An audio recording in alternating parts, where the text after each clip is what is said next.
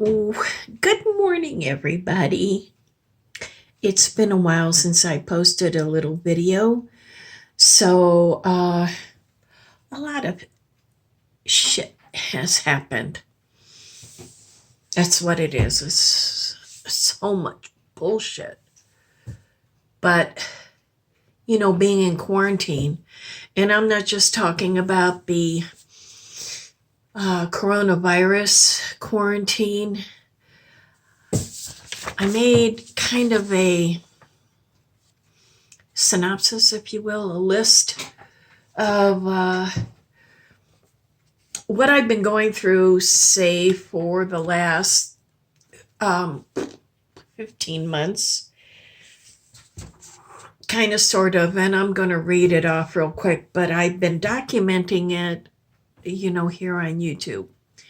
So in April of 2019, I had my second heart attack, which required me to have quadruple bypass, and I'm going to sneeze here in a second. And the surgery, I assume, went well, albeit when I sit back and I think about it, and I remember lying the night that I had to go into the emergency room, and I'm lying on the table, and they're taking pictures of my chest and everything, and the Indian doctor is going, "Oh, madam, you need to have quadruple bypass." You know, um, I had stents, double stents, in the heart from the previous heart attack. But, everything happened so quick, so fast. I never thought to ask. I want to see proof that I need it. And I'm really sorry that I didn't. But that being said, it's water under the bridge now. And um, I go through this literally life and death surgery. And apparently, at one time, I had died. I don't remember. Um, I was out cold. There was no angels. There was nothing on the other side and stuff. So I'm all good with that. But then I had to spend a week in a nursing home. Oh, no, I don't. And I was forced to do it because I had nobody to take care of me, at home. So that was an issue, because I had like a pump, a wound pump that I had to have on there. And until that wound pump came off, then I was forced to be in a nursing home that smelled like Catholic school. It was horrible. Anyway, so then it was decided that I could not take care of my big house and I'm going to move, and wound up selling my house for giving it. I didn't sell it, I gave it away. But I didn't have the responsibility. And let's backtrace a little bit, is about a month and a half before the heart attack, I had to file bankruptcy. Uh, yeah, because, yeah, nothing says stress like everything you work for and you did everything right, and then you got to file bankruptcy. So then there was the stress of downsizing, packing up my house, um, getting all of that coordinated with my daughter. And I felt bad for her because her husband really didn't help her. You know, um, her father in law did, and I am really grateful for that. So then I had the stress finally by August. Um, I was having issues with the wound, and I'm not going to elaborate, but come to find out that I had a hospital-borne infection called Serratia marcescens, and it was bad. I mean, I was getting like blisters like this big all over with this oozy stuff coming out. It was disgusting. And it felt like bee stings, like 1,000 bee stings in there. And the surgeon from Cleveland Clinic kept saying, "Oh, it's okay. We are going to do another surgery. We're going to take that out." Motherfucker, you're not touching me again. So that's why I was glad I delayed, knowing that I was coming into the Mayo Clinic healthcare system. I delayed that. So here I am dealing with the post-surgical infection, the stress of selling my house, downsizing, packing up, giving stuff away, including the house. So then I got a list here. Let me get some water here.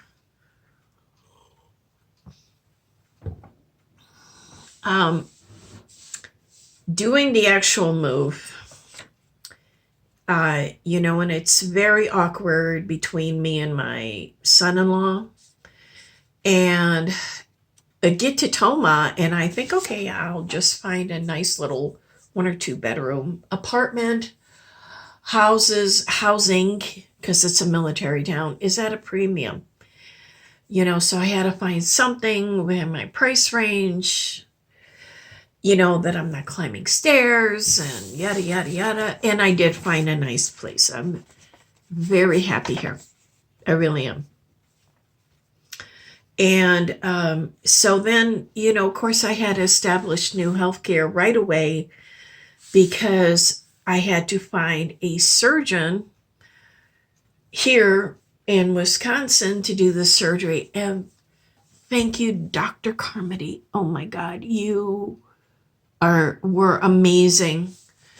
I mean, in November 22nd, I went to Eau Claire to have the surgery done and literally woke up in recovery feeling no pain. And I'm thinking, okay, I'm still got medication in me. I'm still numbed up and it's all good. And like 4 or 5 hours later, then, I finally get moved to a room and the nurses come and they go, "Oh, Jan, do you want any painkillers?" And I go, "Well, maybe a Tylenol." They're going, "I have a whole..." I'm telling you, it was like this big here on my chest. Nope, Tylenol. And I was so proud of myself. They taught me how to clean the wound, how to dress the wound. And I was home within a couple of days. And the surgery itself went really well. My problem is I'm allergic to medical tape that has a latex-based glue.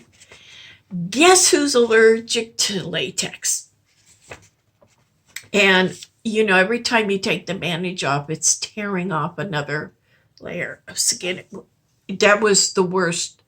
It was horrible. I literally, when I knew I had to change my bandaging because I knew how to do it, it set me into a panic attack and stuff. But I learned how putting a little dish soap around the bandages, and then slowly tearing it away. I learned that technique. And before I could even have the surgery, I had bronchitis, so the surgery had to be delayed. Then winter comes. Okay, you're in Wisconsin. And by Wisconsin standards, it was kind of a mild winter of sorts. I did okay with it. I mean, I was doing stuff a lot for myself, going to the laundromat and everything, or to my daughters to do stuff, going grocery shopping. And then I'm still on my list. So then in early March or mid March, I went to Cleveland. I wanted to see Eric, and his mother wouldn't let me see him. The coronavirus had hit, and she was all panicking and freaking out that because I had traveled by airplane because there was no way I was going to drive.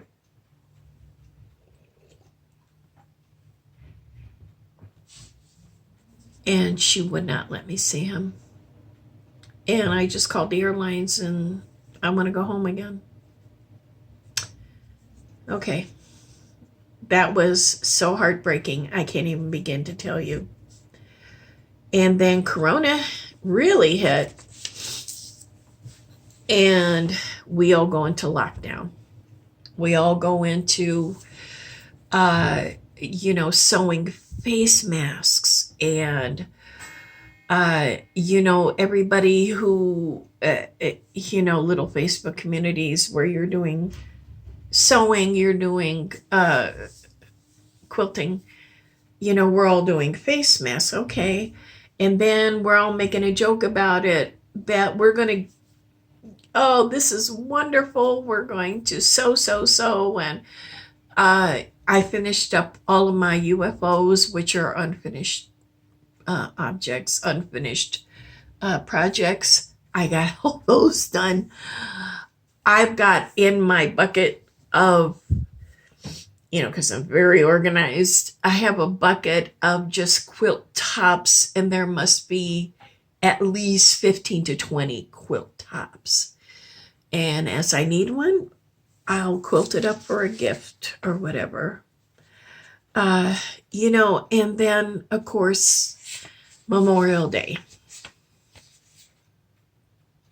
George Floyd.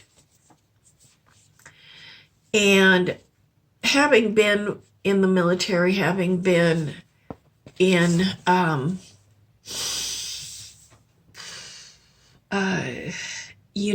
working with, I worked with immigration, so we had ICE agents we had to work with.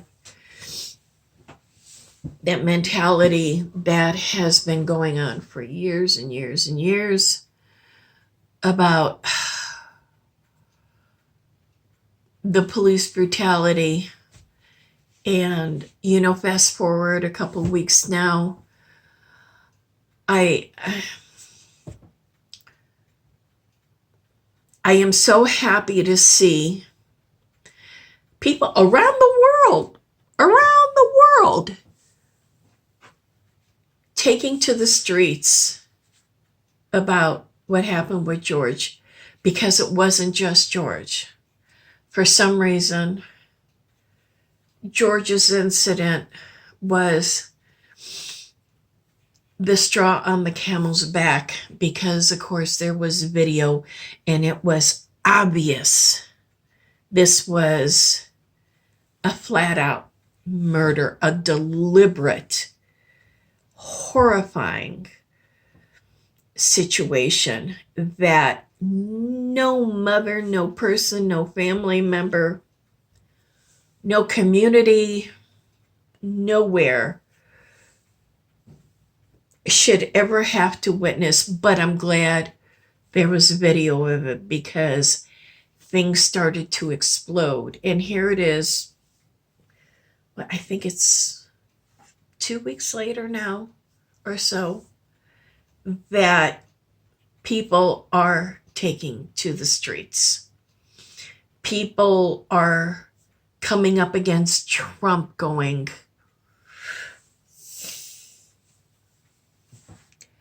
and I've been telling you people from years about Trump, and his shit ain't worth anything anymore. But that being said, that since like February of a year ago, so almost a year and a half, I've been kind of in a weird quarantine anyway. And to say that my nerves are raw is an understatement. You know, my daughter and my son make fun of me for being opinionated. Well, to hell with them. I'm entitled to have my opinions. I've lived through a lot. I have seen a lot. I have done a lot. And I'm not going to apologize to anything or anybody about what I've had to endure.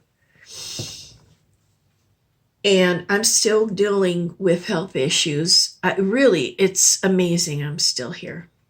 So I am still here. And I want people to keep fighting.